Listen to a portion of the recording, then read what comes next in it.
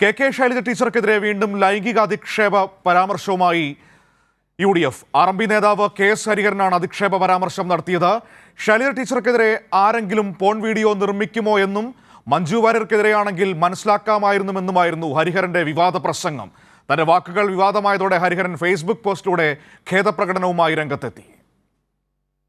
ടീച്ചറെ ഒരു porno video ഉണ്ടാക്കി ആരെങ്കിലും ഉണ്ടാക്കും? അത് മഞ്ജു വാര്യരെ പോർണോ വീഡിയോ ഉണ്ടാക്കിയത് നമുക്ക് കേട്ടാൽ മനസ്സിലാവും. വടകരയിൽ UDF RMPI നേതൃത്വത്തിൽ CPIM-നെതിരെ സംഘടിപ്പിച്ച പ്രതിഷേധ പരിപാടിയിലാണ് RMPI നേതാവ് ഹരിഹരൻ ഈ വാക്കുകൾ പ്രയോഗിക്കുന്നത്.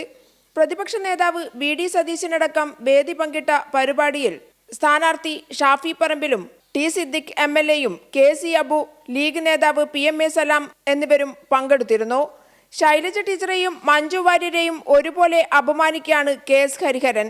ഒരു സ്ത്രീയെ അപമാനിക്കാൻ മറ്റൊരു സ്ത്രീ ശരീരം വെച്ച് പോൺ വീഡിയോ ഉണ്ടാക്കിയാൽ വിശ്വാസയോഗ്യമാവുമെന്ന് പറയുന്ന സാംസ്കാരിക അധപ്പതനത്തിലേക്ക് KS ഹരിഹരൻ എത്തിയപ്പോൾ സ്ത്രീപക്ഷമെന്ന് സംസാരിക്കുന്ന KK രമ MLA-യോ UDF നേതാക്കളോ ഹരിഹരന്റെ വാക്കുകളെ വിമർശിക്കാൻ തയ്യാറായിട്ടില്ലെന്നതാണ് മറ്റൊരു വസ്തുത. PV Joshila, Kairali news, Kozhikode.